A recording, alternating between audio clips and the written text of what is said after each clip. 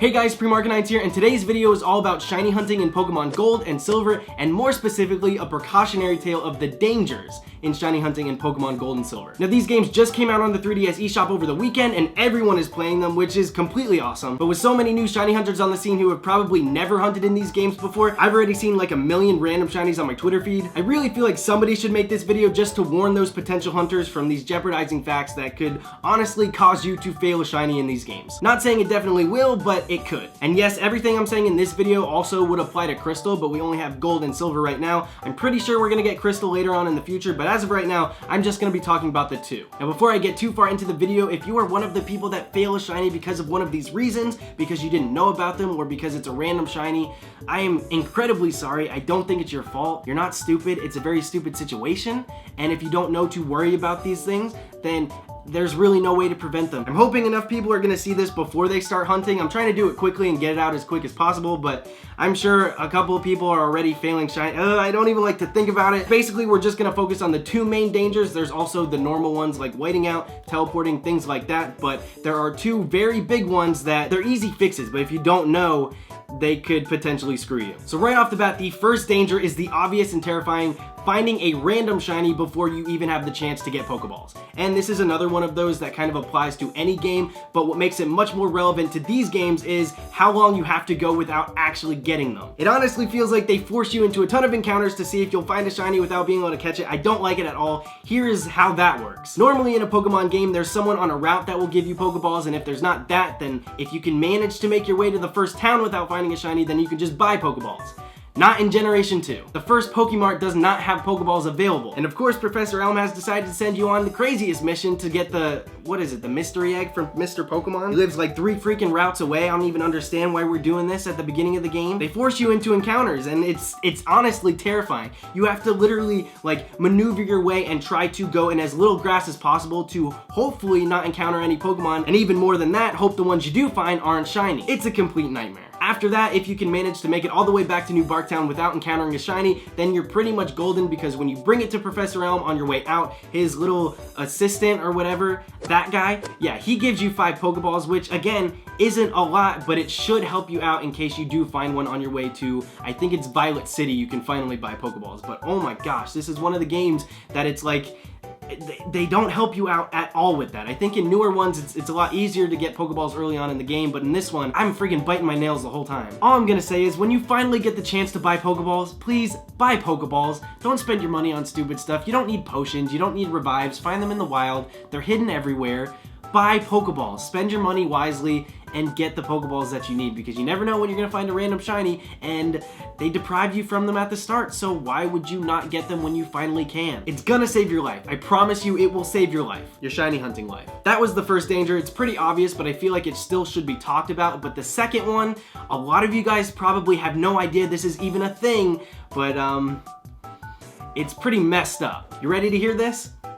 For some stupid reason, they decided to code it into the game that certain wild Pokemon can run from you like in the Safari Zone. Like they can just flee from battle. I have no idea why it's in the game. It's completely insane. If I actually take a second and think about it, it's a little more realistic to what would be happening in real life if Pokemon were real. So in theory, it's kind of cool, but then you realize that some of them can be shiny, and then it's not cool anymore. You kind of hate it. There's actually an entire page on Bulbapedia dedicated to it. If you look up Escape, I think it'll go on that. So I have it pulled up right here. I'm just gonna read this verbatim so you guys can get an idea of exactly what this is, because I don't know if I do it justice when I explain it. I'm freaking heated. So here's what it says.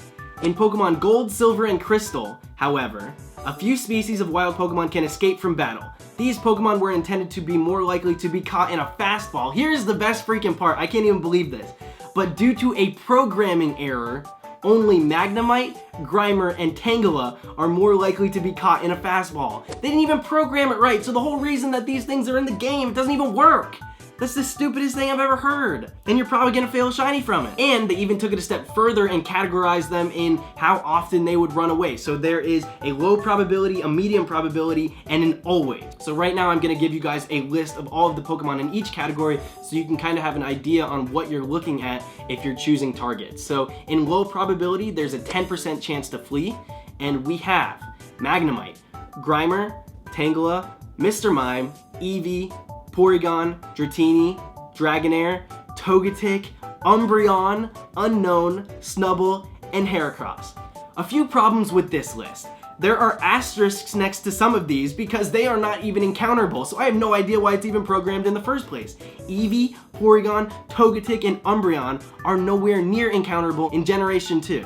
So I don't know why that's a thing. And then another thing, it sucks because there's a lot of really great hunts on here. Unknown, it really sucks that those can run away. I know so many people are hunting for them, so that's really scary. And then Heracross is also a really cool one. So it's just really lame. So here's medium probability, 50% chance of fleece. So like every turn, there's a coin flip on whether or not they run from you. Here is the list here. Cubone, Articuno, Zapdos, Moltres, again, those three are not encounterable in the game. Quagsire, Teddiursa, Delibird, and Phanpy. Teddiursa, Delibird, and Phanpy are three that really bother me because they're all really great hunts and I don't like it at all. This puts a pit in my stomach. And then always is kind of dumb. It's just Raikou, Entei, and Suicune. And Suicune's for Crystal. You can SR Suicune in Gold and Silver, and then Raikou and Entei, it's just like in Heart Gold, Soul Silver where they run away from you. I don't think that they change shininess, so if you find them shiny, I think they will stay shiny. Don't hold me to it, but that's how it works in Heart Gold and Soul Silver, and I'm pretty sure it stays that way in Gold and Silver. And now that we know about it, here is some good news. There's actually a really simple fix to it. When I say simple, I mean extremely simple, and it's gonna be killing so many people because a lot of people just didn't know about it, and if you know about it, then it's so easy to make this fix. All you need to prevent these Pokemon from running from you is a Pokemon with the move Mean Look. That's it. All they have to do is use Mean Look on it, and it keeps them in battle. They're no longer able to flee, and it's just like a regular battle after that. They definitely aren't gonna run from you. So as long as you don't screw things up with the battle, then you got a shiny Pokemon. That's great. And now I'll even go as far as to give you guys the list of the Pokemon that learn Mean Look so that you can just grab one while you're playing through. And I do strongly recommend, even if you're not hunting, to keep one in your party because you never know when you're gonna come across a random shiny, and sometimes those random shinies happen to be the Pokemon that can run from you. So it's just really smart to always have a Mean Looker with you. The list is Zubat, Golbat. They learn it at level 36 and 42, so maybe not the best option, but midway through, they're probably pretty good. Ghastly, Haunter, Gengar, that's what I would tell you to definitely do because I'm pretty sure that you can get it in the Sprout Tower at nighttime, and they all learn it at level 13, so that's like super simple. Then there's Jinx, Crobat, Umbreon, Murkrow, Mischievous, and Smoochum. I don't think you can get Murkrow until you get to Kanto for some stupid reason, so really I would say go with Ghastly or Zubat for your team. I don't know, the information's out there now, do what you want, but proceed with caution. I tell you right now, have a Mean Looker in your party. You never know what you're gonna come across, and it could save your life. But if you don't have a Mean Look in your party and you do have a Master Ball, then just use it. What are you saving it for? Like literally, this is the reason to use it, so just use it. And one last thing while I have you guys here, these games are no sun and moon. They're not gonna hold your hand walking through it. Some of the battles with the legendaries, you're not gonna catch them with one Pokeball without doing anything to it. Like, it's just not the same. Pokemon games used to be made much different, and these are just a ports of the old game. So if you think that you can go into a hunt with Lugia and Ho-Oh and not do a test capture, not be prepared, not be ready to actually have a battle, then you're gonna be in for a rude awakening. Some of these battles are tough. And so you gotta make sure that you're doing test captures. You gotta make sure that you have Pokemon that can take hits. You gotta make sure that you're ready for these hunts because a lot of times people will start a hunt and they just won't realize how tough it actually is, and then they end up failing the shiny, and it's so easy to be prepared, and I just feel like maybe some people won't be. But after seeing this, I'm hoping that you will be.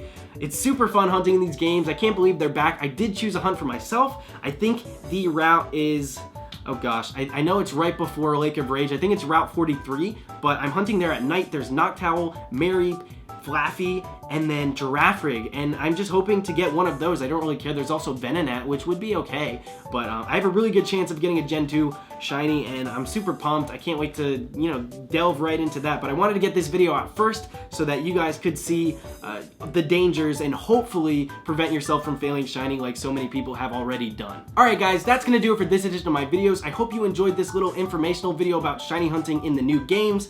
I say new games like they're brand new, the virtual console of Gold and Silver. If you did enjoy this video, please give this video a thumbs up and also share it, whatever, to prevent more people from failing shinies this way. The more people that see this video, the less likely people are going to make maybe the same mistake that you have unfortunately already made. If you're hunting in these games, good luck. I've seen so many hunts under 1,000. I've seen so many random shinies. It's absolutely insane. I am nearing about 1,000 for my hunt. I'm gonna hunt for the rest of the night, so hopefully I can get something very soon. Thank you guys so much for watching, but until next time, this is Supreme Arcanine signing out. See you guys later.